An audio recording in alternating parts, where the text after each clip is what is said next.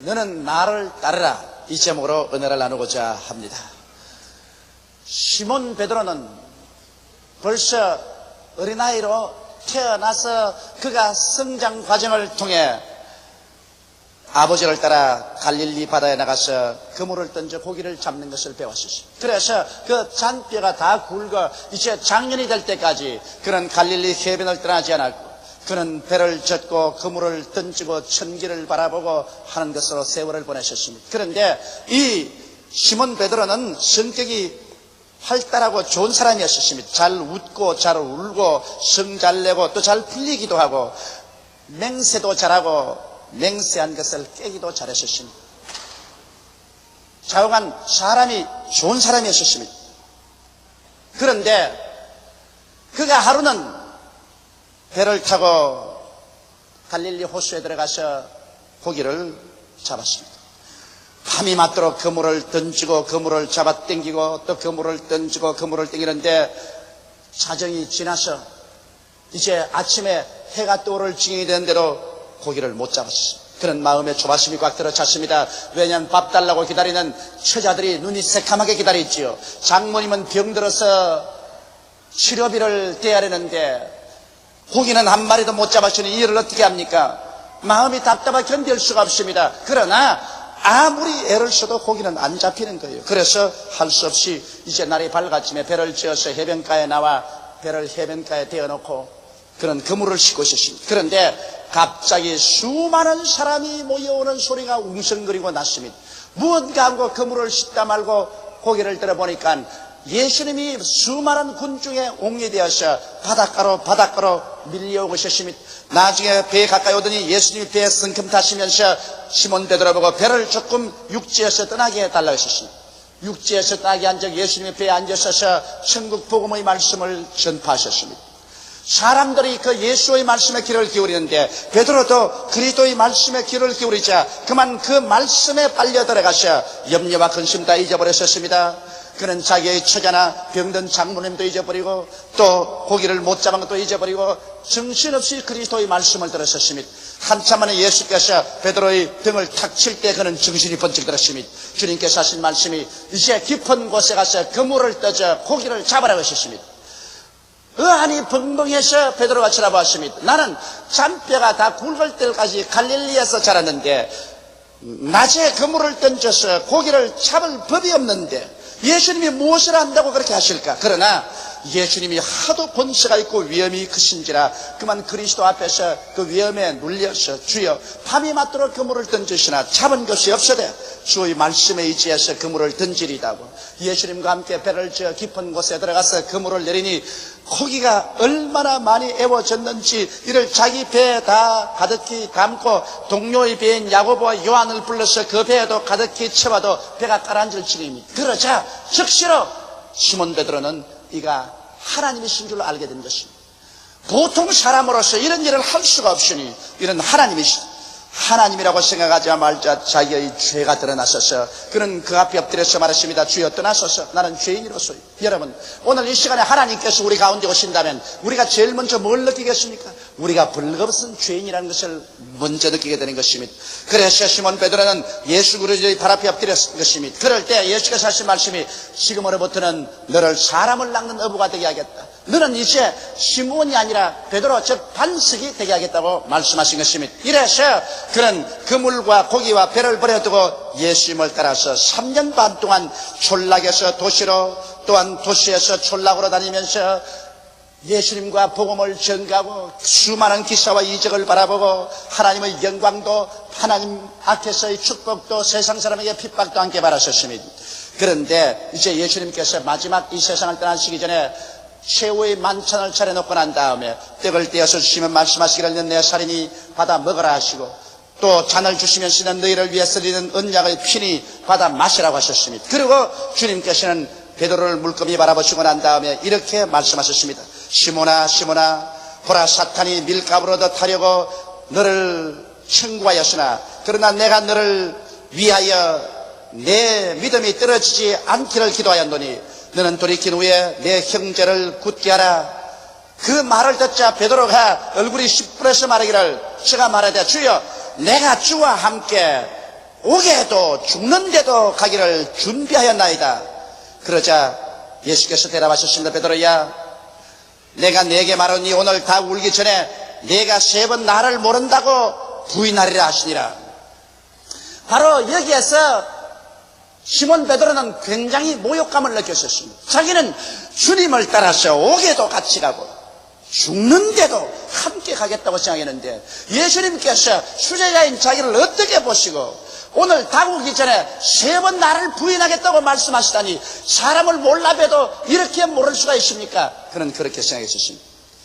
그러나 주님께서는 제 아들을 때리시고 찬송을 부르시고 기드론 시내를 건너서 겟세마네 동산 들어갔었습니다.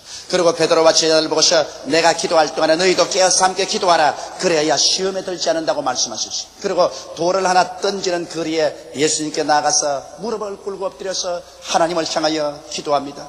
예수님께서는 죄를 알지도 못하고 죄를 지은 적도 없으십니다. 그런데도 온 세상 죄를 대신 다 짊어지고 온 세상 사람의 죄를 대신해서 하나님 앞에 심판받는 것이 하나님의 뜻이요 그를 위해서 왔기 때문에 그를 이제 시행하려고 합니다. 그러나 너무 괴롭기 때문에 그는 기도했습니다. 아버지여, 할 수만 있으면 이 잔이 내게서 옮겨가게 하여 주시옵소서. 그러나 내 뜻대로 마옵시고 아버지의 뜻대로 하시옵소서. 주님께서 큰 통곡과 부르짖는 소리로 주님께 기도하는데 얼마나 애를 쓰고 힘을 쓰고 기도했던지 그의 피하의 못의 혈관이 터져서 땀과 함께 넘쳐나오므로 그 땀이 굵은 핏방울이 되어서 떨어진 것입니다. 그렇게 기도하시고 난 다음 주님께서 와보니 제자들은 쿨쿨 잠이 들었습니다. 1시간도 깨어있지 못하고 잠이 들었습니다. 감옥에도 같이 가고 죽는데도 같이 가 있다는 그 사람들이 그래 예수님 기도하는데 1시간도 깨어서 기도하지 못하고 있었습니다. 이는 마음은 원이로되 그들이 육신이 약하기 때문인 것입니다. 벌써 베드로와 제자들은 그들이 갈대인 것을 보여주고 있는 것입니다. 그러자 곧장 여기에 가룟 유다가 로마 군인들과 하숙들을 데리고 와서 예수님을 포박하니 그 자리에 있던 베드로와 제자들이 예수님과 함께 포박을 당하고 감옥에 가기는커녕 모두 다 걸어만 날살리라고 주랭랑을 쳐버리고 말한 것입니다.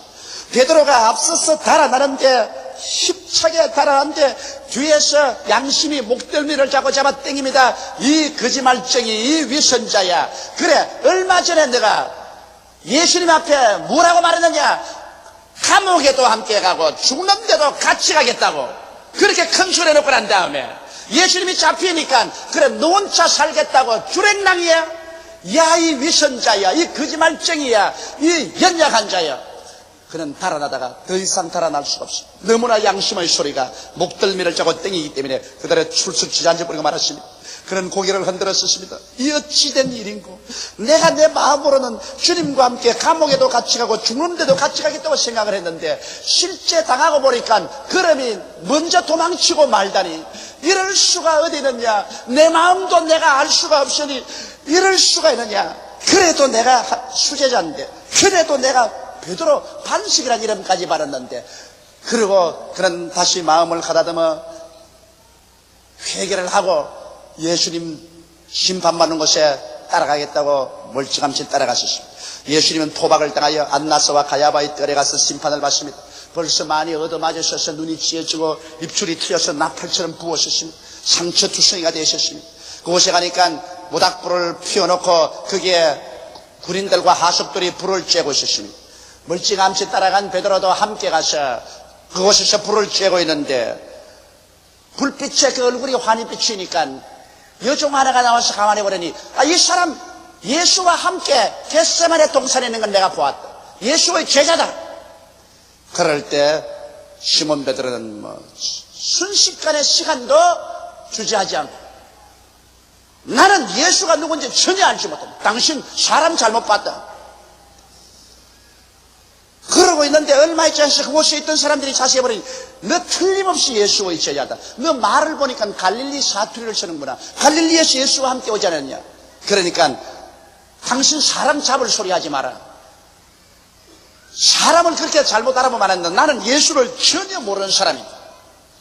그러고 난 다음 실무시 나오는데 문을 지키던 여종이 이 사람은 틀림없이 예수의 제자다. 그러니까 그가 예수님을 부인하고 그 다음 예수님을 저주를 하고 맹세하여 가로되 나는 그를 도무지 알지 못하노라. 그런데 예수님께서 몸을 돌이켜 베드로를 보시고 머리는 다 걸어졌고 눈은 찢어지고 입술은 터지고 얼굴이 피투성이가 되어 퉁퉁 부었는데 주님이 밧줄에 묶인 채 베드로를 측은한 눈으로 바라봅니다. 그 눈과 눈이 부딪힐 때 베드로는 그만 그 자리에서 심장이 터질 것만 같았습니다. 그는 뛰어나와가지고서 길거리에 몸을 내둥그렸었습니다. 그리고 그는 통곡을 했었습니다. 하나님이여, 도대체 시몬 베드로라는 놈은 어떤 놈이 되었기에 마음으로는 내가 그렇게 생각을 안 하는데 언제나 사건에 부딪혀보면은 이렇게도 연약해서 주님을 부인하다니요. 내가 내 선생 내 주님을 부인하고 맹세하여 저주까지 했으니 이제 나 같은 인생이 살아있을 가치가 있겠습니까? 어찌 얼굴을 들고 선생을 바라보겠습니까? 그는 베드로의 연약함에 대해서 너무너무 놀랐었습니다. 자기는 그럴 정도까지 무참하게 연약할 줄은 몰랐었습니다. 그래서 그는 가슴을 치고 땅을 치고 통곡을 하고 울었었습니다. 자기를 욕했었습니다. 자기의 열등의 식과 좌절감과 절망감에 몸서리를 쳤습니다. 그러고 난 다음 그는 먼지 묻은 옷을 털지도 아니하고 머리가 산발이 된 채 술 취한 사람처럼 그둥지둥 자기의 숙소로 돌아왔었습니다. 곧장 예수님이 골고다 산에 끌려가서 십자가에 못 박여 죽었다는 말을 듣자 그 심장이 터질 것 같았었습니다. 그는 울고 또 울고 몸부림을 치고 자기 머리카락을 잡아 당기고 자기의 머리를 벽에 부딪힌들 소용이 없습니다. 이제는 자기 스스로를 신뢰할 수가 없습니다. 자기가 무슨 말을 해도 이제는 남이 안 믿어줄 뿐 아니라 자기가 자기를 신뢰할 수 없습니다. 예수님이 죽어서 무덤에 들어간 지 사흘 동안은 베드로에게는 절망의 사흘이었습니다. 시몬 베드로가 완전히 죽는 사흘이었습니다. 자기의 육신이 산산조각이 나고 박살이 나는 사흘이었습니다. 이제는 자기의 말을 자기가 신뢰할 수 없는, 연약하게 짝이 없고 신뢰할 수 없는 비참한 인간으로서 전락해버리고 말한 것입니다. 사흘이 지나고 난 다음에 예수님께서 부활하셔서 베드로에게 나타나시고 11 아들이 모이는데 나타나니까 그의 고민은 되었습니다. 차라리 예수님이 죽으셔서 안 나타났으면 좋겠는데 오히려 또 살아나셔 당신 앞에 나타나고 11제에게 나타나서 주님이 자기 눈을 끄뜨려 보시니까 이야말로 이제는 도저히 견딜 수가 없습니다. 벼룩 또 낯짝이 있지 자기 체면에 예수님을 쳐다볼 수가 없는 것입니다. 너무 고통스럽고 괴로워서 하루는 마음에 결단을 내렸습니다. 나 같은 놈이 뭘 하겠다고 예수님의 제자가 되어 주님이 임금으로 오시면 12지파 중에 한 지파를 다스리겠다고 생각한 내가 걸렸다. 나는 고기 잡으러 태어났으면 고기를 잡는 것이지 송충이가 소나무 이파리기 먹고 살지 무 건방지게 내가 장관 안 하겠다고 따라 나왔느냐. 나는 고기 잡으러 간다. 그러고서 일어나니까 다른 제자들도 나도 간다 너도 간다 따라 나섰습니다. 갈릴리로 내려와서 다시 낡은 배를 손질하고 낡은 그물을 깁고 먼지를 털어서 어깨에 걸머쥐고 그는 고기를 잡으러 나갔습니다. 바다에 나가서 밤에 그물을 던지고 땡기고 그물을 던지고 땡기는데 솜씨는 변하지 않았지만 마음이 변했었습니다. 그물을 던져도 이 예수 배반한 놈, 그물을 땡겨도 주님을 배반한 놈, 그는 견딜 수가 없었습니다. 파도 소리도 자기를 다 꾸짖는 것 같았습니다. 바람 소리도 자기를 꾸짖는 것 같았습니다. 그는 마음에 한없는 상처를 입고서 이제는 거의 사람이 폐인이 될 지경인 것입니다.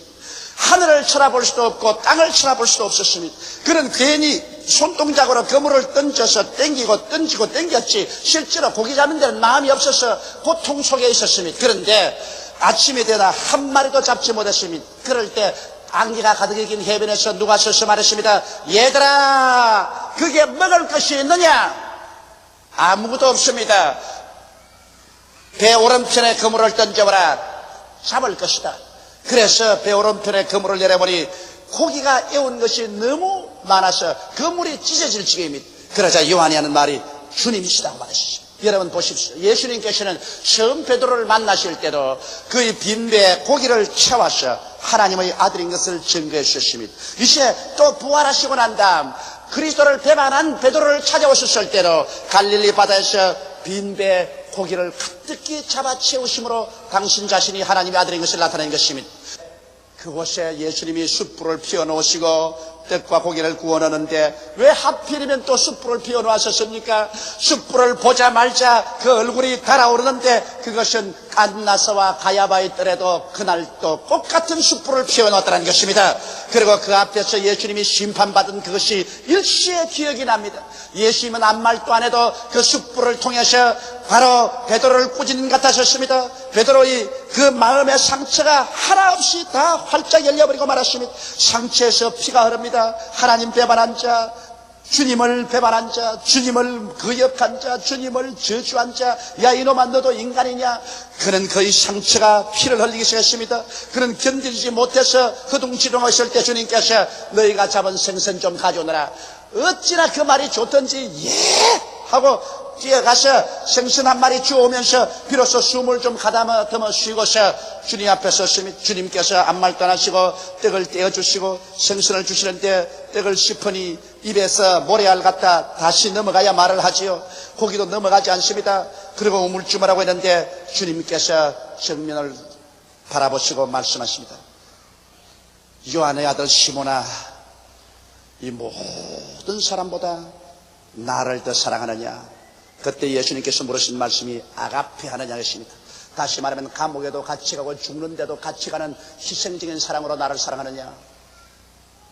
시몬 베드로는 고개를 숙이고 말했습니다. 주님, 내가 주님을 필레오 하는 줄 주께서 아시나요? 이제 아가페 사랑은 안 되고요, 친구로서 주님을 사랑하는 줄 주님께서 아시옵나이다. 그래? 그러면 내 양을 쳐라. 깜짝 놀랐습니다. 자기를 정죄하고 버릴 줄 알았는데 내 양을 치라니, 그러면 나를 버리지 않고 또 인정하는 것이 아니겠는가? 한참 만에 주님이 또 물었습니다. 요한의 아들 시몬아, 이 모든 사람보다 너희가 나를 더 아가페하느냐? 희생적으로 사랑하느냐? 또다시 주여, 주께서 내가 주님을 필레오, 즉 친구로 사랑하는 줄 주께서 아시나이다. 그래, 내 양을 먹이라. 또 한참 만에 주님께서 요한의 아들 시몬아, 너희가 이 모든 사람보다 나를 필레오 하느냐? 진짜로 친구로 사랑하느냐? 그 말에 그만 그는 마음속에 치명타를 받았습니다. 지금까지 3번 친구로 사랑한다 했는데 예수님이 이제는 진짜로 친구로 사랑하냐고 묻는데 그만 마음에 염려하고 근심이 들어왔습니다. 내가 옛날엔 아가페 사랑한다고 했다가 주님을 3번이나 부인했는데 이젠 또 필레오 사랑한다, 친구로서 사랑한다고 3번 말했는데 주께서 진짜로 친구로 사랑하냐 묻는 바람에 또다시 내가 이러다가 어떤 고비에 취하면은 친구도 뭐도 헌신짝같이 버리고 도망을 칠지 알 수가 없으니 주여, 나는 모릅니다. 이제는 내가 친구로 사랑한다고 말은 했지만은 이것도 진짜인지 가짜인지 내가 알 수가 없어요. 주님만 아시지 나는 이제 못해요. 나는 내 스스로도 신뢰할 수가 없어요. 주여, 주님이 아시옵나이다. 그래, 됐다. 이제 너 스스로를 신뢰할 수 없게 됐지. 너는 일어나서 나를 따르라. 여기에서 주님이 2가지 일을 성취하신 것입니다. 그 처음 일은 뭐냐? 상처 입은 베드로의 마음을 고쳐주신 것입니다. 그가 주님을 3번 배반하고 난 다음 좌절과 열등의식과 절망과 자책감으로 죽어갈 때 그를 다시 모닥불 가운데 세우셔서 그로 하여금 안나스와 가야바의 뜰에 그 정경을 역력하게 정난하게 기억하게 하시고 그 상처에 피 흘린 곳에 예수님께서 3번 부인한 그를 3번 예수님을 사랑합니다, 사랑합니다, 사랑합니다 긍정하게 만들고 난 다음 주께서 내가 너에게 양을 치게 한다, 양을 치게 한다, 양을 치게 한다고 인정해 주심으로 그 마음의 상처를 고쳐주신 것입니다. 또다시 예수님이 죄를 지었음에도 불구하고 못났음에도 불구하고 버림을 받아야 마땅함에도 불구하고 나를 용납하시고 나를 사랑하시고 나를 다시 책임을 맡기시는구나. 그 마음의 상처가 치료한 바라는 것입니다. 오늘날 또 여러분께서 알 수 없이 마음에 우울하고 절망에 처하고 불안과 공포에 뜨는 사람이 있습니까? 사람은 몸에 상처를 입고 병들면 그 몸의 병은 고치고 몸의 상처는 치료해 주면서 마음에 입은 상처는 그대로 내버려 둘 때가 많습니다. 그 마음의 상처는 해가 갈수록 마음속에 숨어서 피고름으로 흘리기 때문에 그로 말미암아 마음이 불안하고 초조하고 절망적이고 우울합니다. 그러나 오늘 이 시간에 여러분께서 그 옛날을 모두 다 마음속에서 회상해내어서 베드로가 모닥불 앞에서 주님을 배반한 것을 또다시 갈릴리 해변의 모닥불 앞에서 기억하듯이 모두 다 옛날의 그 상처를 마음속에서 기억해내고 그 상처에 예수님을 청해서 주여 내 입에 상처 입은 이 마음을 고쳐달라고 말할 때 오늘날 또 주님은 여러분의 옛날의 상처 입은 기억 속으로 들어가셔서 여러분의 상처를 고쳐서 건강하게 만들어 주시는 것입니다. 그래서 마음의 건강을 얻을 수가 있는 것입니다. 또 그 다음 예수님이 성취한 것은 베드로에게 마지막까지 그를 골목으로 밀어넣은 것입니다. 이제는 네가 나를 친구로 사랑한다고 말하면서도 진짜로 친구로 사랑하냐고 주님께서 밀어제끼니까 여기에서 시몬 베드로는 깨져버리고 말한 것입니다. 친구로서 사랑한다고 말하고도 자신이 없다는 것입니다. 이제는 나는 못합니다. 주님이 아시지 나는 이제 알 수가 없습니다. 내 스스로도 신뢰할 수가 없습니다. 깨어지고 말한 것입니다. 여기에 시몬 베드로가 완전히 깨어지자 예수께서 너는 일어나서 나를 따르고 말한 것입니다. 왜냐? 여러분 우리가 깨어져서 이제는 내 지혜를 의지하지도 아니하고 내 지식을 의지하지도 아니하고 나의 청춘을 의지하지도 아니하고 그 맹랑한 인간을 의지하지 않고 깨어져서 오직 죽었다가 부활한 반석이신 예수님만 나의 지혜로 삼고 나의 지식으로 삼고 나의 거룩함으로 삼고 나의 구속함으로 삼고 나의 생명으로 삼고 예수님만 바라보고 예수님만 따라갈 때 여러분과 나는 갈대로부터 반석으로 변화되어 버리고 마는 것입니다. 예수님만이 반석인 것입니다. 예수 이외에 그 무엇을 의지하는지 우리는 갈대로서 찔리고 말 것이요 꺾이고 말 것인 것입니다. 이러므로 참으로 우리 인생의 반석이 될 수 있는 유일한 길은 우리 주 예수 그리스도를 구주로 모시고 예수 앞에 깨어지는 것입니다. 이러기 때문에 우리의 신앙생활에 우리가 많은 시험과 환난을 통하는 이유가 어디 있을까요? 하나님께서는 시험과 환난을 통하여 여러분 인간이 얼마나 약하다는 것을 노출시키기 위한 것입니다. 여러분과 내가 힘으로도 능으로도 할 수 없는 그러한 연약한 인간이라는 것을 완전히 노출시키고 우리가 깨어져서 여기 시몬 베드로처럼 나는 못해요 나는 할 수가 없어요 할 때 주님께서 그러면 일어나서 이제는 나를 따라오라 내가 너를 도와주겠다고 말씀하시는 것입니다. 사랑하는 성도 여러분, 그러므로 우리는 주 앞에서 깨어지십시오. 자기를 의지하고 자기를 신뢰하는 것을 다 포기하고 주님 앞에 내 자신이 산산조각이 나고 박살이 나고 깨어져 버리고 주님 그 발 앞에 엎드려서 내 자신을 내어놓고 우리 주 예수 그리스도를 쳐다보고 주님만 사랑하고 주님만 신뢰하고 주님만 믿고 주님만 따라갈 때 주님은 여러분과 나를 이 세상에서 흔들리지 않은 반석을 만들어 주십니다. 믿음의 반석, 소망의 반석, 사랑의 반석, 성공의 반석으로 만들어 주시고 이 땅에서 손잡고 천국까지 이끌어 주시는 것입니다. 다 같이 오겠시게 기도드리겠습니다. 사랑이 많으시고 거룩하신 아버지 하나님, 시몬 베드로는 인간을 의지할 때 연약하게 짝이 없는 갈대 같은 사람이었습니다. 3년 반 동안 예수님을 따라다니며 그 많은 은혜를 입었지만은 그는 위기에 처할 때 예수님을 버리고 도망쳤고 예수님을 3번이나 모른다고 부인하고 말았었습니다. 그러나 그가 자기의 무력함을 깨닫고 심히 애통하고 깨어져서 자기를 신뢰하는 것을 포기하고 말았었을 때 예수님만 쳐다보고 예수님만 따라갈 때 예수님은 그를 반석으로 만들어서 교회의 기둥으로 삼았고 온 로마 제국을 뒤엎는 그리스도의 귀한 사자 중에 한 사람이 되어 만들어 주셨습니다. 하나님 아버지요, 우리 모두 다 갈대의 손을 반석으로 변화되게 도와주시옵소서. 갈대와 같은 인생을 의지하지 말고 반석이신 예수님을 바라보고 의지하고 우리들도 다 반석이 되게 도와주시옵소서. 주 예수님 이름으로 기도드리옵나이다. 아멘. 오늘의 성경 말씀 로마서 4장 18절로 25절 말씀.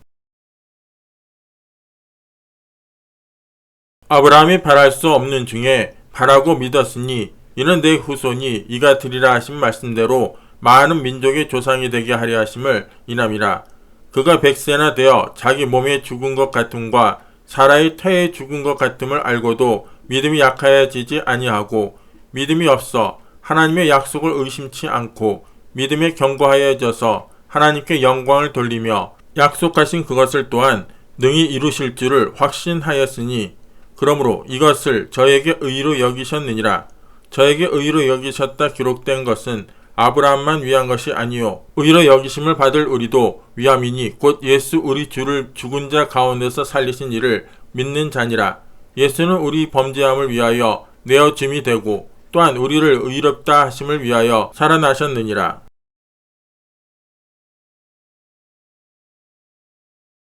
믿음에 굳게 서는 길이란 제목으로 여러분과 함께 은혜를 나누고자 합니다. 아브라함의 나이 99세 때 하나님께서 그에게 나타나셔서 아브라함아, 너가 많은 민족의 아비가 될 것이라 그렇게 말씀하셨습니다. 그때 이미 그 아내 사레의 나이가 89세였습니다. 그러니 그들이 인간적으로 생각해 볼 때 결코 어린 아기를 가질 수 있는 나이가 아니었습니다. 아브라함은 그 때문에 이 하나님의 약속의 말씀을 듣고 난 다음 땅에 엎드려서 마음속에 솟구쳐 올라오는 웃음을 감당할 수가 없었습니다. 내 나이 100살이 되고 내 아내의 나이 이미 90이 되었는데 우리가 아들을 낳다니 하나님께서 우리를 웃기시는 일이 아니시겠는가? 아브라함은 자기 몸의 죽음 같음을 알았었습니다. 사라의 태의 죽음 같음을 알았기 때문에 인간적인 생각으로는 절대로 자손을 얻을 수 있다고 생각할 수가 없었습니다. 그와 같은 불신앙, 이와 같이 믿음이 적은 아브라함과 세라를 하나님께서 강력한 믿음의 사람으로 만들었습니다.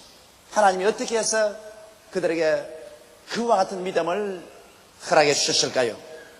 여러분, 하나님께서 아브라함에게 이렇게 말씀하셨습니다. 아브라함아, 지금으로부터 너희 이름은 아브라함이 아니고 아브라함이다.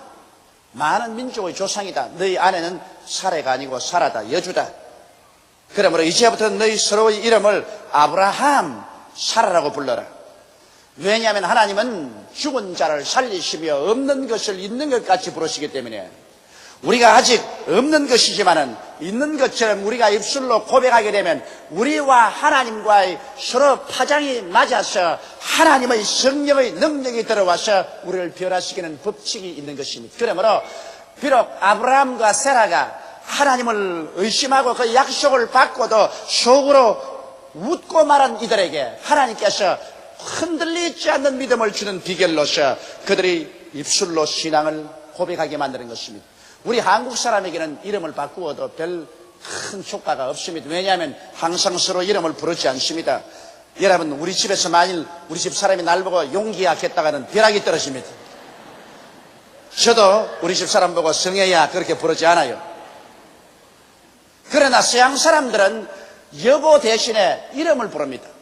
그렇기 때문에 그 부인도 매일같이 남편을 부를 때 아브라함, 많은 민족의 조상이여 그렇게 하고, 그 남편도 부인을 부를 때 사라, 그러니까 많은 자식의 여주여 이렇게 서로 부르므로 매일같이 없는 자식을 있는 것 같이 입으로 시인하게 되었습니다. 그 결과로 하나님께서는 그 입술의 고백을 통하여 그들에게 강력한 믿음을 주셨습니다. 성경은 그 사실을 이와 같이 확실히 증가하고 있습니다.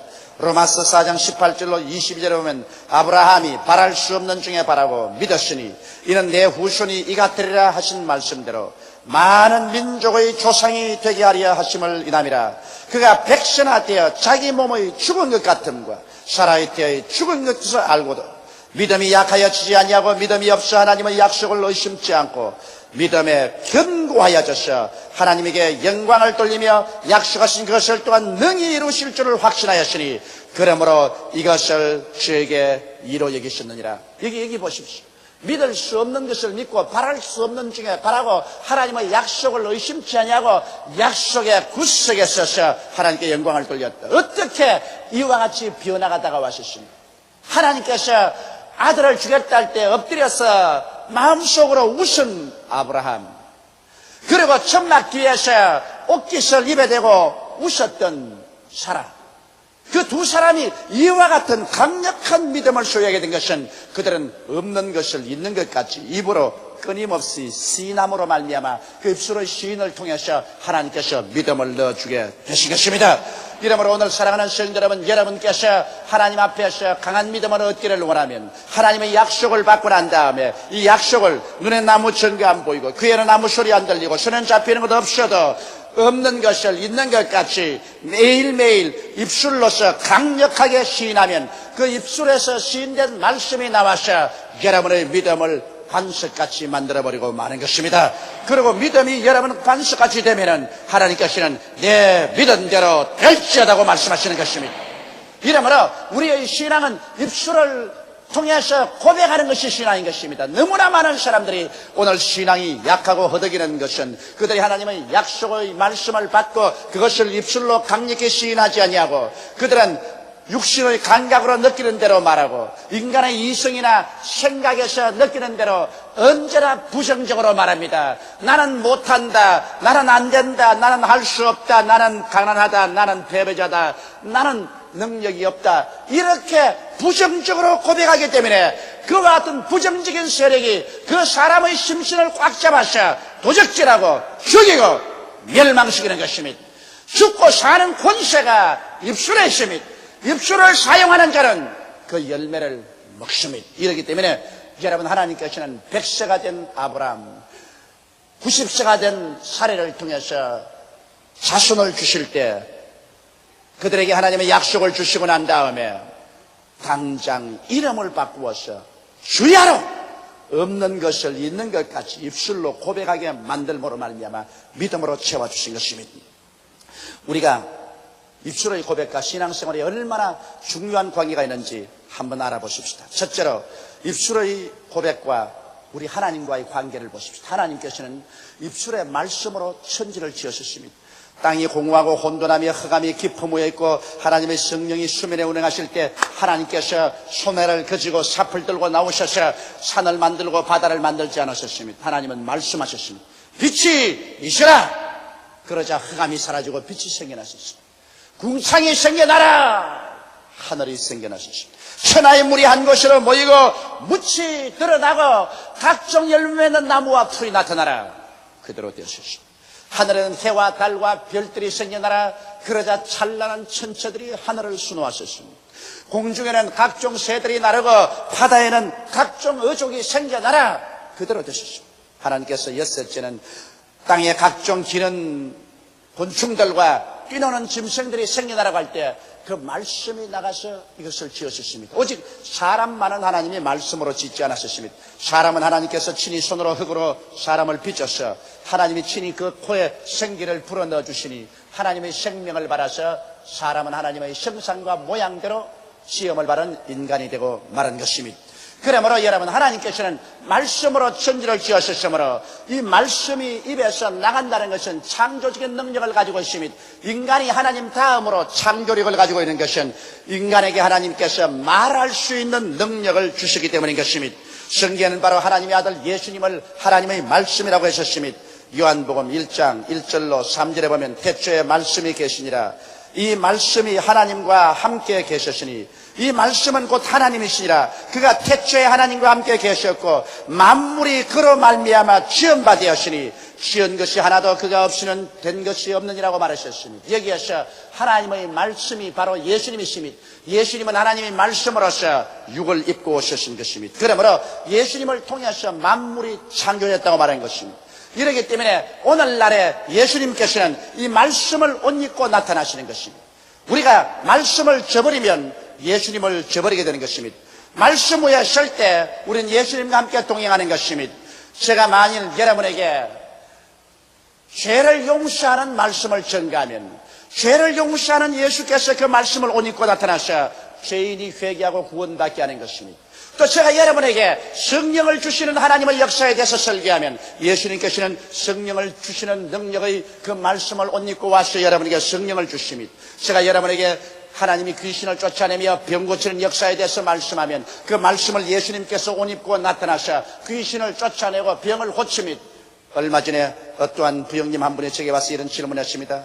자기는 몸이 몹시 병이 들어서 할 수 없이 자기 다니던 교회를 그만두고 우리 교회에 찾아와서 말씀을 듣고 병 고침을 받았는데, 목사님 왜 똑같은 예수님인데 내가 전에 다니던 교회 그곳에서는 병자가 낫지 않냐고, 여의도 순복음교회 오면 그렇게 많은 기적이 나타났는데 왜 그렇습니까? 그 이유는 간단합니다. 다 같은 예수님이시지만 예수님은 말씀을 옷 입고 나타나시는 것입니다.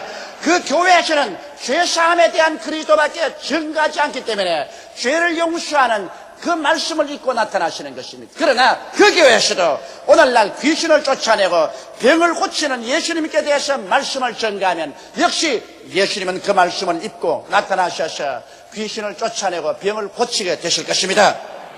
제가 여러분에게 우리의 저주를 짊어지고 가난을 짊어지고 가신 예수를 전가하면 예수님께서는 바로 그 옷을 입고 나타나셔서 우리의 가난을 제하고 저주를 제하고 우리에게 축복을 주는 역사로 나타나는 것입니다. 내가 여러분에게 음부와 사망을 철폐하고 천국을 만들어주신 예수를 전가하면 예수님은 그 말씀을 입고 나타나셔 여러분에게 사망과 음부를 철폐하고 천국의 영광을 주는 믿음으로 세워주시는 것입니다. 이렇기 때문에 오늘날 이 시대에 와서는 예수께서는 말씀을 옷 입고 나타나는 것을 알아야 되는 것입니다. 이러므로 우리가 하나님 말씀을 듣고 하나님 말씀을 읽고 그 말씀을 입으로 강력히 시인할 때 그 말씀을 옷 입고 예수님은 우리 개인의 생활 속에 나타나고 우리의 가정에 나타나고 우리의 교회에 나타나고 우리의 사회에 나타나는 것입니다. 오늘 우리가 입술로서 하나님의 말씀을 시인한다는 것은 바로 예수 그리스도를 우리 입술을 통해서 나타나게 하는 것입니다. 이것이 얼마나 중요한지 모릅니다. 고린도후서 5장 19절에 보면 이는 하나님께서 그리스도 안에 계시사 세상을 자기와 화목케 하시며 저희 죄를 저희에게 돌리지 아니하시고, 따라 읽어주시기 바랍니다. 화목케 하는 말씀을 우리에게 부탁하셨나니라. 이제 하나님의 말씀이 우리에게 부탁되어 있습니다. 하나님께서 하나님의 말씀을 여러분에게 부탁해 놓으셨습니다. 하나님께서 직접 말씀하지 아니하시고 여러분을 통하여 죄사함의 말씀을 하도록 부탁해 놓으셨습니다. 여러분을 통하여 성령 받는 말씀을 하도록 부탁해 놓으셨습니다. 여러분을 통하여 귀신을 쫓아내고 병을 고치는 말씀을 하도록 부탁해 놓으셨습니다. 여러분을 통하여 저주와 가난에서 벗어난 말씀을 하도록 부탁해 놓으셨습니다. 여러분을 통하여 사망과 음부를 철폐하고 천국을 건설한 주의 메시지를 전하도록 부탁해 놓으신 것입니다. 이러므로 부탁을 받은 우리들이 하나님의 말씀을 완전히 전하지 아니하면 오늘 주님께서 나타날 수가 없는 것입니다. 주님께서는 여러분과 나에게 자신을 부탁해 놓으십니다. 그렇기 때문에 우리가 말씀으로 이 땅에서 매면 하늘에서 매일 것이요 이 땅에서 풀면 하늘에서도 풀리게 되는 것입니다. 오늘 하나님께서는 진리의 말씀을 여러분께 부탁하였으므로 여러분께서 이 말씀을 입술로 고백할 때 이 말씀을 통해서 하나님이 믿음을 역사해 주시고 하나님의 기적이 여러분의 생애 속에 나타나게 되는 것입니다. 예수 그리스도는 어제나 오늘이나 영원토록 동일하시지만은 그러나 여러분에게 부탁한 그 말씀을 통해서 예수님은 동일하신 것입니다. 여러분께서 그 말씀을 굳세게 부여잡고 입으로 시인할 때 하나님은 그 말씀을 통하여 역사하시고 예수님은 그 말씀을 옷 입고 오늘날 또 나타나게 되는 것입니다. 말씀의 권능은 위대합니다. 마가복음 11장 23절에 내가 진실로 너희에게 이르노니 누구든지 산들어 들려 바다에 던지우려 하며 그 말하는 것이 이룰 줄 믿고 마음에 의심하지 아니하면 그대로 되리라고 말씀하신 것입니다. 말을 하지 아니하면 그 산은 그대로 남아있습니다. 말을 하면 그 산이 움직일 것이라고 말씀하는 것입니다. 이러므로 여러분에게 하나님께서 얼마나 중요한 창조적인 능력을 맡겨놓았다는 것을 이해해야 되는 것입니다. 그렇기 때문에 오늘부터 여러분 입술을 가지고서 부정적인 말을 해서는 안 됩니다. 나는 못한다, 나는 안 된다, 나는 할 수 없다, 나는 못 산다, 나는 가난하다, 나는 병들었다, 나는 패배자다, 이와 같은 말을 하면 여러분 그 입술을 통하여 여러분이 걸어간 세력에 묶임바 되고 사로잡힌바 되어서 도적질당하고 죽임을 당하고 멸망을 당하고 말 것인 것입니다. 여러분과 나의 입술은 하나님의 말씀을 신뢰해야 되는 것입니다. 예수 그리스도 이 말씀을 시인해야 되는 것입니다. 십자가를 통하여 주께서 피 흘려서 값주고 사주신 오중복음과 삼박자 축복의 약속의 말씀을 머릿속에 채워놓고 입술로 계속해서 고백하여 하나님의 역사를 풀어놓는 여러분 되시기를 주님의 이름으로 축원합니다. 둘째로 입술의 고백과 마귀와의 관계를 보십시다. 예수님께서 말씀으로 마귀를 쫓아내셨습니다. 말씀은 두 날 가진 금입니다. 성경 하나님의 말씀은 살았고 운동력에 의해서 좌우의 날선 금보다 예리하여 혼과 영과 및 관절과 골수를 짜긴다고 말한 것입니다. 여러분께서 하나님 말씀을 말할 때 마귀가 보면 여러분 입에서 날선 금이 나오게 되는 것입니다.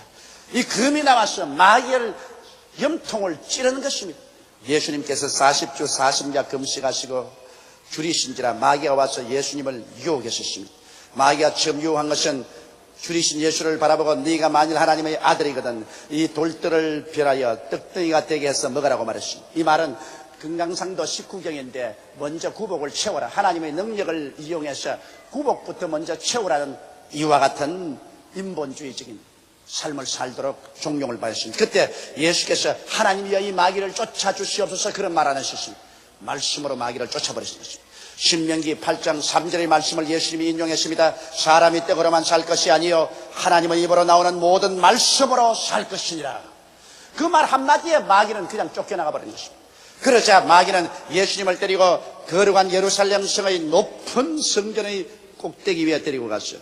그 밑에 예배드리러 수많은 사람이 모여온 것을 보고 뛰어내려라. 그러면 하나님이 천사들을 보내었어. 너희 발을 받들어 발이 돌에 부딪히지 않고 사뿐 내리게 할 테니 그러면 수많은 사람들이 너를 보고 감탄하라고 찬양을 하고 너를 따라올 것이 아니겠는가. 그렇게 하라. 그럴 때 예수님께서 단호하게 성경 말씀으로 마귀를 대적하는 것입니다. 예수님은 신명기 6장 16절을 인용하셔서 주 너희 하나님을 시험치 말라. 그러자 그 말에 마귀는 혼비백산을 하고 그 장면에서는 떠나갔습니다. 그러나 마지막으로 마귀가 예수님을 높은 산에 데리고 올라가서 천하 만국의 영광을 보이면서 하는 말이 이 모든 것은 내게 주신 것인데 누구든지 내게 절하는 사람에게 이것을 넘겨준다. 마귀에게 절하고 마귀를 따르면 마귀가 온 천하 영광을 주겠다는 것입니다. 예수님께서 이 말씀을 듣고 어떻게 했나요? 그 마귀의 말에 히틀러도 절하고 무소리니도 절하고 스탈린도 절하고 일본의 도조도 절했었습니다. 그래서 그들은 악마적인 수단을 사용해서 천하의 권력을 손에다 넣으려고 하다가 남도 망하게 하고 자기도 망하고 마는 것입니다. 그러나 예수님은 단호하게 이 마귀에 대해서 신명기 6장 13절의 말씀으로 대적했습니다. 사탄아 물러가라. 주 너희 하나님께 경배하고 다만 그를 섬기라. 이 하나님의 말씀을 말하자 이 날카로운 하나님의 말씀의 검에 사탄이 찔려서 그는 도망하고 마는 것입니다. 그래서 천사들이 와서 수용드린 것입니다. 여러분 성경 마가복음 16장 17절에 곧 저희가 내 이름으로 귀신을 쫓아내매라고 말한 것입니다. 여러분 쫓아낸다는 것은 모셔낸다는 것과 틀린 것입니다. 모셔내는 것은 나가십시다. 나가시지요. 쫓아내는 것은 그렇게 모셔내는 거 아닙니다. 쫓아내는 것은 나가! 왜 왔어? 예수 이름으로 명하노니 나갈지어다. 그런데 오늘 너무나 많은 사람들이 귀신을 쫓아내지 않고 모셔내려고 합니다. 나가시죠. 나가요. 하나님 안 나가요. 좀 쫓아주세요. 여러분 성경에 어디 하나님께 귀신 쫓도록 기도하라고 했습니까? 다른 것은 기도하라고 말했지만 귀신을 쫓는 것은 우리 보고 쫓아라 그랬지 하나님이 쫓아주겠다고 말 안 한 것입니다. 여러분 귀신 쫓아내려고 아무리 하나님께 기도해도 그건 효과 없습니다. 왜? 성경에는 너희가 내 이름으로 귀신을 쫓아낼 것이라고 말했지 내가 쫓아주겠다고 말 안 한 것입니다. 그러므로 자꾸 기도를 하면 하나님께서 이 사람아 2000년 전에 내가 내게 뱀과 전갈을 밟으며 원수의 모든 능력을 제할 권세를 주었으니 너희를 해할 자가 결단코 없으리라. 그러므로 네가 쫓아낼 것 네가 쫓아내지 왜 나보고 자꾸 하라 그러냐. 여러분이 할 것은 여러분이 해야 돼요. 여러분은 예수를 믿고 하나님 백성이 될 때부터 이미 귀신을 쫓아낼 권세가 주어진 것입니다. 그러므로 귀신 쫓아내는 것은 여러분이 입술의 말로서 쫓아낸 것입니다. 하나님께 액을 복구함으로 쫓아낸 것이 아닙니다. 나사렛 예수 이름으로 명하노니 너희 더러운 귀신아 나가라. 악한 귀신아 나가라. 거짓말하는 귀신아 나가라. 너희 연약의 귀신아 나가라. 귀먹고 벙어리 된 귀신아 나가라. 여러분이 쫓아내야 하는 것입니다. 도적이 오는 것은 도적질하고 죽이고 멸망시키는 것입니다. 귀신은 도적같이 와서 그런 역사를 합니다. 그러나 여러분께서 여러분의 지위를 알고 여러분의 권세를 안다면 나시라 예수 이름으로 단호하게 대결하시면 수많은 마음의 우울증과 불안, 초조, 절망과 고통과 분노를 내어 쫓아버릴 수 있었을 것이며 여러분의 가정에 다가오는 시선한 폭풍우를 잠잠케 할 수 있었을 것이며 여러분의 환경에 마귀의 파괴적인 행사를 묶어서 쫓아버릴 수가 있었을 것입니다. 오늘 여러분 얼마나 많은 슬픔과 파괴가 눈에 안 보이는 악한 마귀에 의해서 일어나고 있다는 것을 알아야 되는 것입니다. 성경에 보면 그라사인이 왜 자기 처자를 버리고 눈이 이글이글 불타고 옷을 벗어버리고 돌로서 자기 몸을 찢고 공동묘실에서 고함고함 죽으셨습니까? 그는 마귀에게 잡혔습니다. 예수님이 와서 그를 쫓아주기 전까지는 그는 짐승과 같은 생활을 하는 인간이었습니다. 그러나 예수께서 오셔서 그 사탄을 물러가라고 하셨을 때 마귀가 쫓겨나가자 그는 정상적인 사람이 되어서 옷을 입고 머리를 곱게 단장하고 그는 아주 평안하고 착한 사람으로 앉아있는 것입니다. 오늘 여러분의 생활 속에 우리가 상상할 수 있는 것보다 더 이상 더 많은 파괴와 슬픔이 마귀가 와서 그렇게 하고 있는 것입니다. 그렇기 때문에 예수께서 우리에게 승천하실 때 제일 먼저 명령한 것이 저희가 내 이름으로 귀신을 쫓아낼 것이라고 말씀하신 것입니다.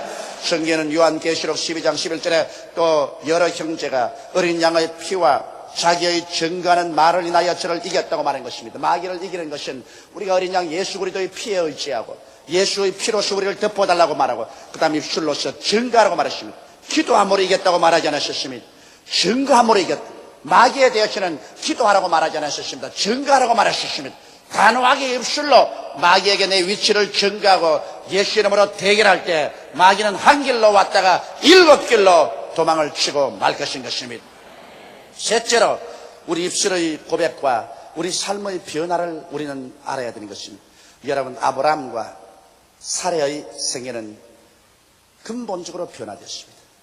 100살이 되고 90살이 된 할아버지와 할머니의 생애가 봄에 만물이 소생하듯 그 몸에 물기가 돋아서 새로운 청춘이 되었습니다. 그들이 이삭을 낳았습니다. 어떻게 그렇게 했습니까? 입술의 말이 그들을 변화시킨 것입니다. 그들이 없는 것을 있는 것 같이 불렀습니다. 없는 자식을 있는 것 같이 아직 아버지와 엄마가 안 됐는데도 아버지와 엄마가 된 것처럼 입술로 강력하게 고백할 때 이것이 저들의 영적인 삶을 변화시켰습니다. 정신적인 태도를 변화시켰습니다.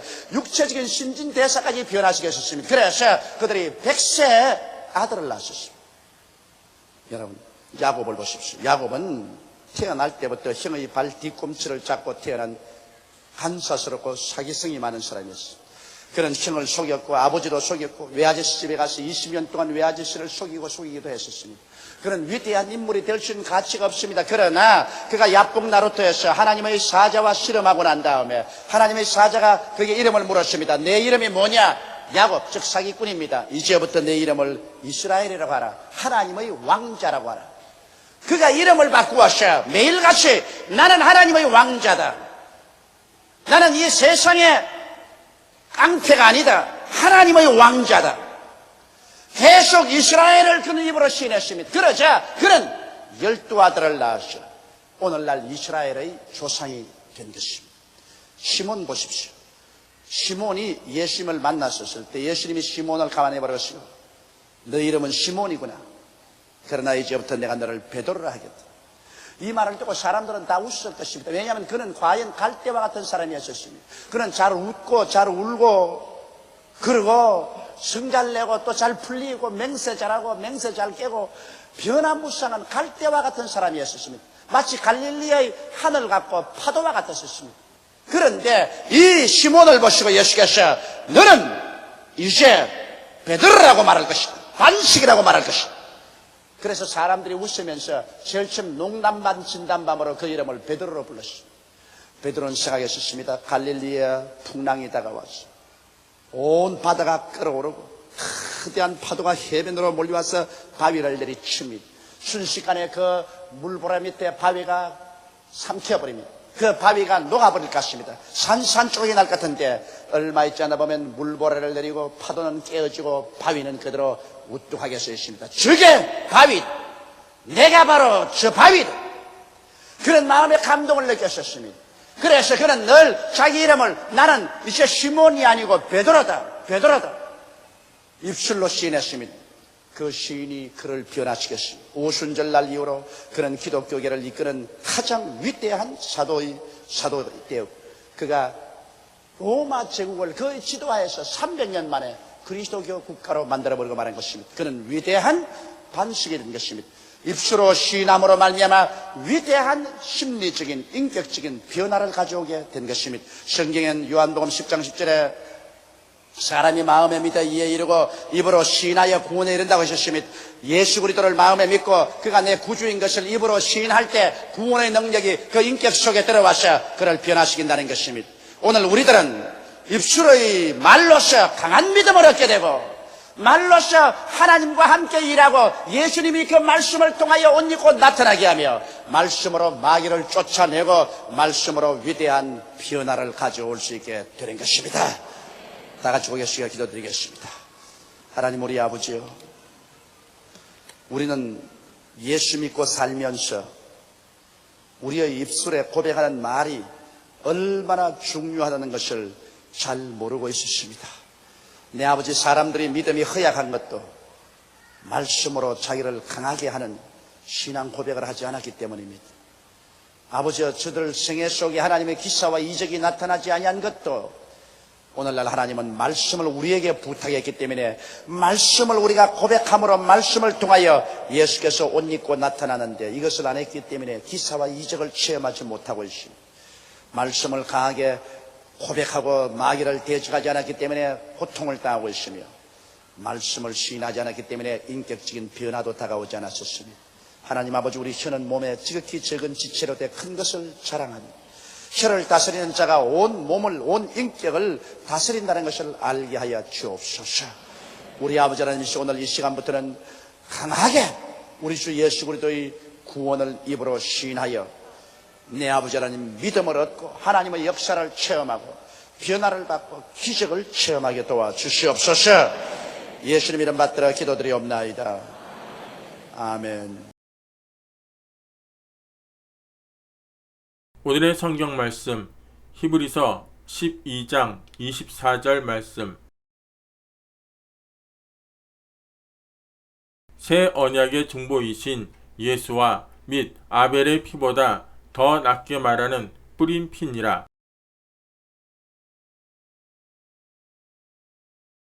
오늘 저는 여러분과 함께 뿌린 피라는 제목으로 은혜를 나누고자 합니다.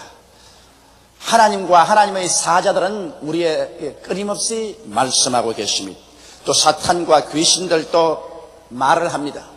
물론 인간들은 말할 필요 없이 말을 통하여 이사를 통하고 전달합니다. 그런데 성경은 인간이 흘린 피도 말한다고 기록하고 있는 것입니다. 여러분, 인간이 흘린 피가 무슨 말을 할까요?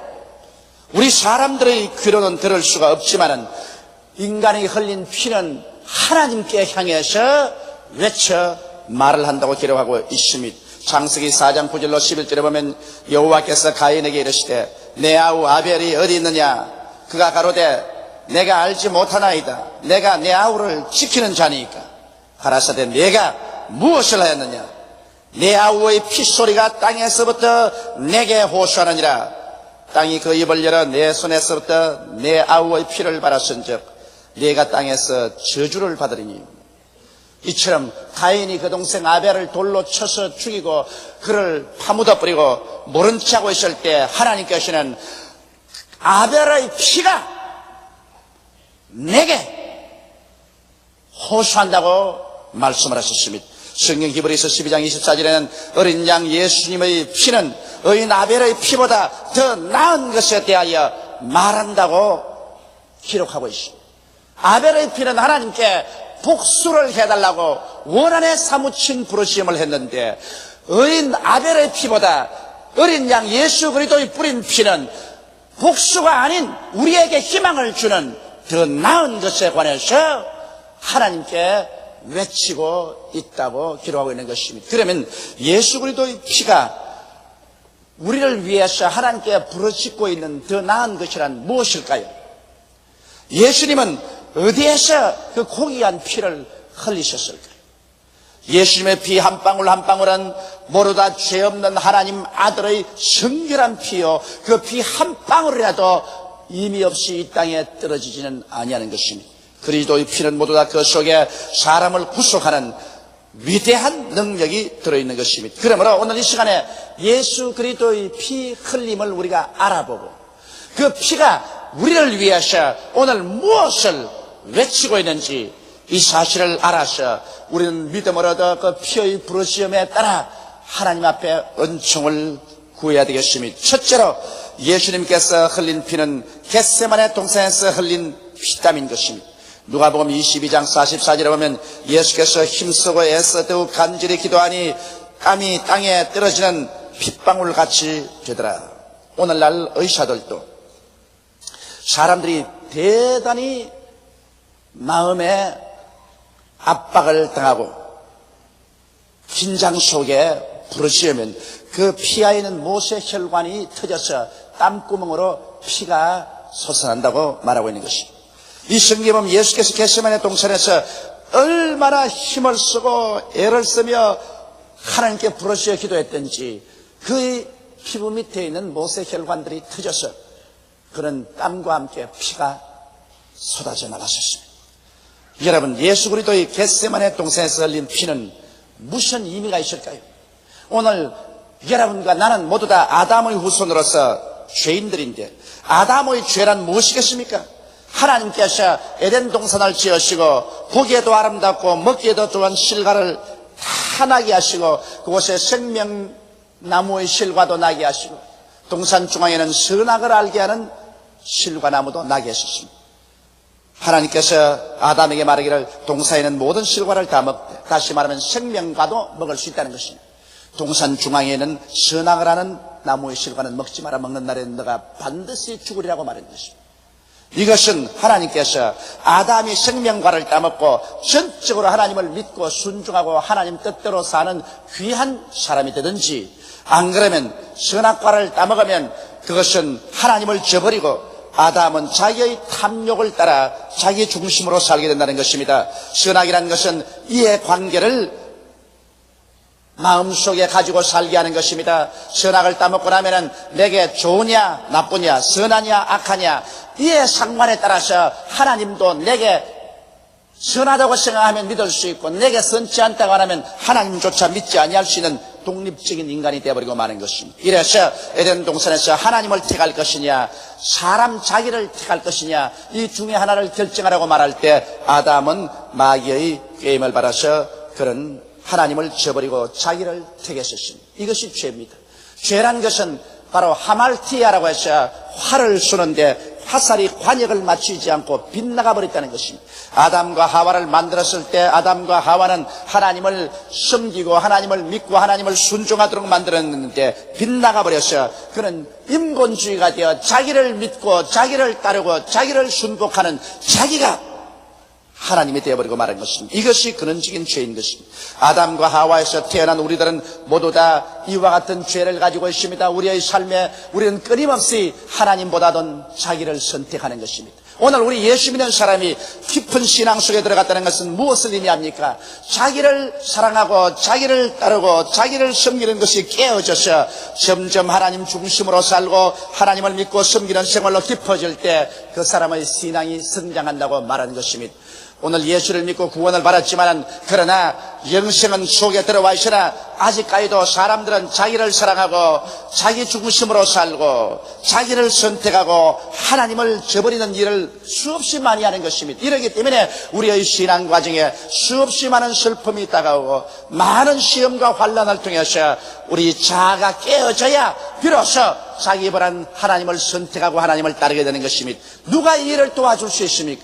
바로 100% 하나님께 순종한 분이 계십니다. 이분이 바로 우리 구주 나사렛 예수 그리스도인 것입니다. 예수님께서는 겟세마네 동산에서 기도할 때 말할 수 없는 무거운 중압을 느꼈었습니다. 그는 자기가 짓지 않은 죄, 모든 인류의 죄를 자기가 책임지고 십자가에 올라가셔 하나님 앞에 극형을 받고 인간으로서 가장 고통스러운 십자가에 못 박여 죽는 죽음을 당해야 되는 것입니다. 이렇기 때문에 예수님께서는 한 인간으로서, 한 사람으로서 이 억울한 죄를 다 덮어쓰고 이 처참한 고통을 당하는 것을 좋아할 리가 없습니다. 그러나 하나님께서는 예수님에게 십자가에서 인류를 대신해서 희생 제물이 되어 죽어주기를 간구했었습니다. 그러므로 여기 하나님 뜻이 있습니다.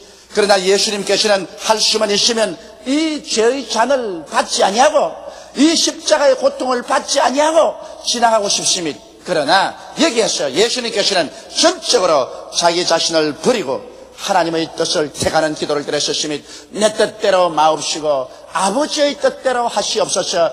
이것이 얼마나 힘들고 어렵고 고통스러웠던지 그의 피하의 못의 혈관들이 터져서 그런 땀과 함께 피가 그 온몸에서 솟구쳐 났었습니다. 예수 그리스도의 겟세마네 동산에서 흘린 피는 여러분과 나에게 오늘날 내 뜻대로 마옵시고 아버지의 뜻대로 하시옵소서 하는 위대한 기도와 결단을 내리도록 우리에게 도와주시는 것입니다. 여러분, 우리가 수많은 일에 아버지 뜻보다 내 뜻을 택할 때가 많습니다. 번연히 우리 눈앞에서 이것이냐 저것이냐를 택해야 될 때 하나님을 택해야 될 것인데도 불구하고 여기에 나를 택하려고 할 때가 많습니다.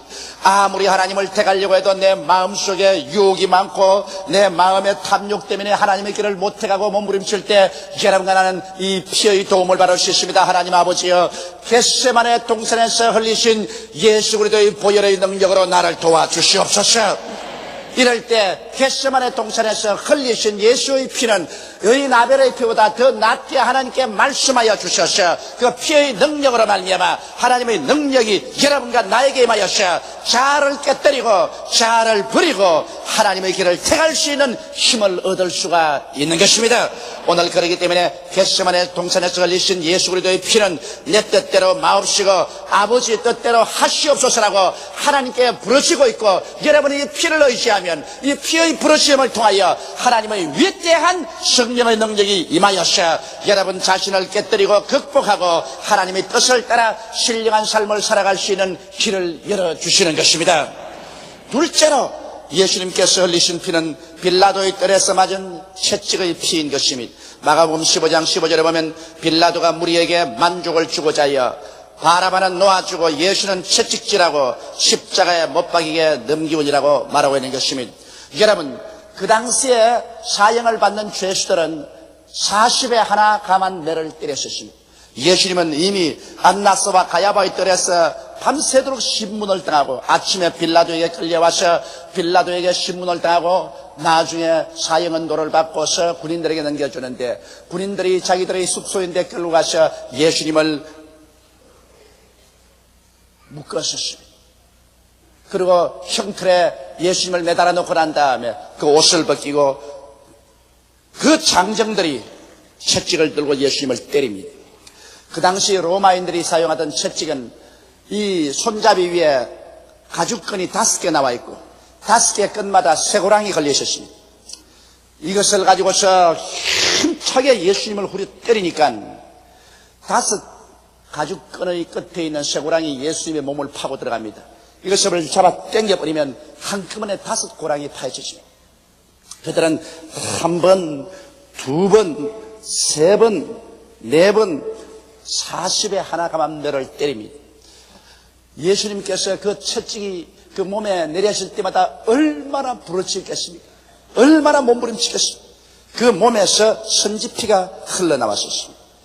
성경은 이사야서 53장 5절에 그가 채찍에 맞음으로 우리가 나음을 입었도다라고 말하고, 이사야 53장 10절에 여호와께서 그로 상함을 받기를 원하사 질고를 당케 하셨다고 말했습니다. 이사야서 53장 4절에는 그는 실로 우리의 질고를 지고 우리의 슬픔을 당하였다고 말한 것입니다. 하나님께서 여러분 우리의 병을 얼마나 미워하셨기에 예수님께서 십자가에 못 박히기 전에 채찍에 맞음으로 우리의 모든 질병을 다 청산하도록 만들었다는 것입니다. 여기에 하나님께서는 그로 상함받게 하기를 원하셨다고 말했습니다.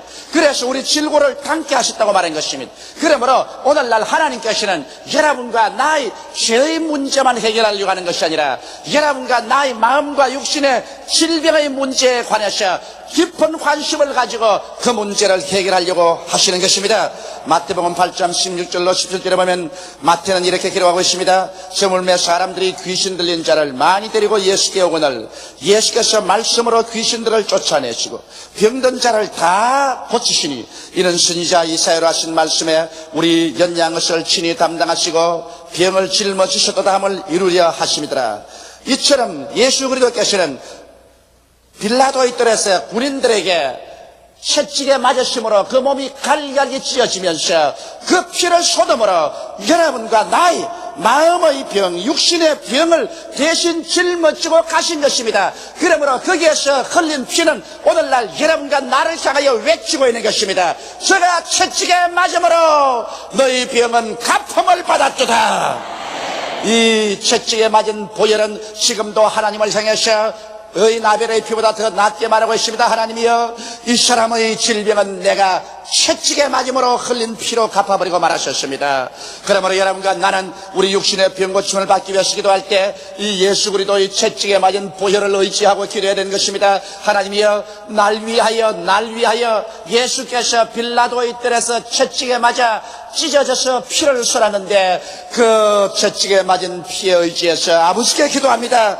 아버지여, 그 보혈의 능력으로 나를 고쳐주시옵소서. 이 예수의 피는 여러분보다 더 낫게 말합니다. 의인의 아벨의 피보다 더 낫게 말합니다. 이 피가 여러분의 기도와 함께 하늘 보좌에 올라갈 때 하나님은 이 피의 부르짖음을 들으시고 여러분에게 성령으로 믿음을 주심으로 말미암아 여러분의 영과 마음과 몸과 여러 가지 병에서 고침을 받도록 역사하여 주시는 것입니다. 병 고침은 하나님의 뜻입니다. 그렇기 때문에 하나님께서는 마음에 원하사 예수님으로 하여금 채찍에 맞아 우리의 질고를 담게 하셨기 때문에 오늘 이 시간에도 하나님께서는 여러분의 죄를 용서하기를 원하시는 만큼 여러분의 병을 고치기를 간절히 원하시고 계신 것입니다.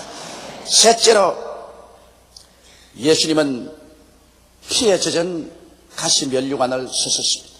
마가복음 15장 17절에 보면 예수께서 자색옷을 입히시고 가시면류관을 엮어 씌우고, 여러분 유대나라에 가면 예수님의 머리에 씌었던 가시 면류관을 볼 수 있습니다. 우리 한국에 있는 찔레꽃이나 이런 것과 틀립니다. 유대나라에서 엮어서 예수님께 세운 가시 면류관은 가시 하나가 이렇게 손가락만큼 큽니다. 아주 무서운 가시입니다. 이 가시를 군인들이 엮어서 면류관을 만들어 가지고서 예수님의 머리에다가 눌러 씌웠었어요. 그러니 그 무서운 새끼손가락만한 가시들이 예수님의 이마에 혈관을 뚫고 그 얼굴에서 피가 줄기줄기 흘러내렸습니다. 그 피는 예수님의 눈을 가득히 채웠고 그 수염을 통해서 가슴팍으로 떨어져 내려왔었습니다. 예수님의 피 한 방울 한 방울은 하나님의 아들의 피요, 거룩한 피요, 대속의 위대한 힘이 있는 피입니다. 그 피가 예수 그리스도의 얼굴에 흘러내리면서 그 피가 부러지는 피의 소리를 여러분 듣습니까? 그 피가 하나님께 향해서 뭐라고 부르짖고 외치는지 압니까? 창세기 3장 17절로 18절에 보면 아담에게 이르시되 내가 내 아내의 말을 듣고 내가 너더러 먹지 말라 한 나무 실과를 먹었은즉 땅은 너로 인하여 저주를 받고 너는 종신토록 수고하여 그 소산을 먹으리라. 땅이 내게 가시덤불과 은극기를 낼 것이라. 너희 먹을 것은 밭의 채소인적이라고 말했었습니다. 여기에서 아담과 하와가 하나님을 반역하고 타락함으로 하나님께 땅이 저주를 받아 가시와 은극기를 냈는데 예수께서 가시로 만든 면류관을 그 머리에 눌러쓴 것은 바로 아담과 하와의 그 저주를 대신 머리에 쓴 것입니다. 아담과 하와가 하나님을 반역할 잘못된 생각을 가졌기 때문에 그 생각을 통해서 행동으로 옮겨서 저주를 받았으므로 이제 그 저주도 예수님께서 머리 위에 쓰신 것입니다. 그래서 오늘날 여러분과 나의 머릿속에는 모든 저주의 생각을 주님께서 다 청산하기를 원하시는 것입니다. 예수님은 자연의 가시체에만 찔린 것이 아니라 주님 십자가에 올라가실 때 사람이 만든 쇠가시, 쇠못, 그것에 양손과 양발이 찔려서 쇠가시에 찔려 십자가에 매달린 것입니다. 이러므로 갈라디아서 3장 13절에 그리스도께서 우리를 위하여 저주를 받은 바 되사 율법의 저주에서 우리를 속량하였으니 기록된 바 나무에 달린 자마다 저주 아래 있는 자라 하였음이라고 말한 것입니다. 이러기 때문에 예수 그리스도는 여러분 우리 이 세상에 오셔서 저주의 가시, 인간이 만든 쇠가시에 찔려서 이마에서 피를 쏟고 수족에서 피를 흘리셨습니다. 바로 이 흘린 피가 오늘 여러분과 나에게 외치고 있는 소리를 여러분 듣습니까? 이것은 여러분과 내가 이제 저주에서 해방을 얻고 말았다는 것입니다. 가시가, 쇠가시가 예수님을 찌르고 그 피를 흘렸으니 그 피가 넘쳐나와서 가시의 힘과 쇠가시의 힘을 청산해버리고 말한 것입니다. 이러기 때문에 오늘 예수 그리스도의 면류관을 쓰고 흘린 그 가시로 말미암아 온 피, 쇠가시에 찔려서 흐른 피에 의지해서 우리는 하나님께 나아갈 때 여러분과 내 마음의 생각을 고쳐야 되는 것입니다. 여러분과 나의 생각에서 반역의 생각, 불신앙의 생각, 불순종의 생각을 다 제껴버려야 될 것인 것입니다. 여러분의 마음속에 부정적인 마음, 열등의식과 좌절감과 비관주의와 패배주의를 다 씻어내야 되는 것입니다. 여러분 마음에 할 수 있다, 하면 된다, 해보자, 적극적이고 긍정적이고 창조적이고 생산적이며 하나님의 은혜를 의지해서 아브라함의 축복 속에 있다는 자신감을 마음속에 가져야만 할 것인 것입니다. 성경은 말씀하시기를 하나님은 우리의 온갖 구하는 것이나 생각하는 것에 더 넘치도록 능히하시겠다고 말하셨으니 지킬 만한 것보다 내 마음을 지켜라. 생명의 근원이 여기에서 난다고 말했으므로 여러분의 마음속에 이 예수 그리스도의 가시체로 말미암아 흘린 보혈로 말미암아 마음을 정하게 하고 그래서 여러분의 마음속에 하나님의 약속의 말씀으로 아브라함의 축복으로 긍정적이고 적극적이며 창조적인 생각으로 채워놓고 그로 말미암아 믿음으로 나아갈 때 그 피가 여러분과 나에게 큰 증거되고 가시로 흘린 피가 여러분과 나를 위해서 하나님께 부르시어 기도해 주시는 것입니다. 그 피는 외칩니다. 하나님이여 이 사람은 저주받을 이유가 없습니다. 이 사람은 생활에 낭패와 실망을 당하고 수렁에 빠지고 절망에 처할 필요가 없습니다. 왜냐하면 내가 이 저주를 가시채로 머리에 쓰고 손발에 찔려서 청산하고 말았습니다. 여러분 그러므로 이 피의 부르짖음을 들어야 됩니다. 이 피의 메시지를 마음속에 받아들여야만 하는 것입니다. 그리고 이 피의 메시지를 믿고 이 피를 의지하고 기도할 때 이 보혈이 여러분과 함께 기도해 주므로 여러분과 나의 생활 속에 저주는 사라져버리고 말 것인 것입니다. 이상 우리는 아담의 후손으로서 저주의 가시체를 온몸에 감고 살아갈 필요는 없습니다. 예수 그리스도의 그 보혈이 여러분과 나에게 이것을 증거해 주고 있는 것입니다. 넷째로 예수님은 십자가에 못 박여서 그는 6시간 매달리시고 그 다음 로마 군인들이 창으로서 예수 그리스도를 찌르매 그 창이 옆구리를 통해서 예수 그리스도의 심장을 꿰뚫은지라 그 심장에서 물과 피가 다 쏟아지셨습니다. 마가복음 15장 24절로 25절에 보면 십자가에 못 박고 그 옷을 나눌세 누가 어느 것을 얻을까 하여 제비를 뽑더라 때가 제 3시가 되어 십자가에 못 박으니라. 예수님은 십자가에 못 박여서 그 가진 고통을 당하시고 그 심장이 터져 물과 피를 다 쏟았는데 이것은 무엇을 말할까요? 이 피는 무엇을 외칠까요? 히브리서 9장 22절에 보면 율법을 쫓아 그의 모든 물건이 피로써 정결하게 되나니 피 흘림이 없은즉 죄사함이 없나니라고 말하는 것입니다. 아무리 여러분 우리가 윤리와 도덕적인 행위를 가지고 산다고 할지라도 아무리 아름다운 종교와 의식을 행한다고 할지라도 성경은 말씀하기를 피 흘림이 없은즉 죄사함이 없나니라고 말했었습니다. 여러분 사람의 생명이 피에 있다고 말했는데 우리 스스로는 피를 흘려버리면 죽어버리고 말아요. 우리는 그러므로 지옥에 떨어지고 말아요. 예수님만이 죄 없는 분이 여러분과 나를 대신해서 그 피를 흘렸습니다. 그 생명을 쏟았습니다. 그러므로 예수 그리스도의 피로 말미암아 우리는 원죄에서 노연함 받고 우리의 자범죄에서 노연함을 받습니다. 아담과 하와 속에서 태어날 때부터 얻고 나온 그 죄와 이 세상에 인간으로 태어나서 살면서 지은 수많은 죄가 예수 그리스도의 십자가의 보배로운 피로 한 번도 죄를 짓지 않은 것처럼 정결하게 씻음을 받고야 마는 것입니다.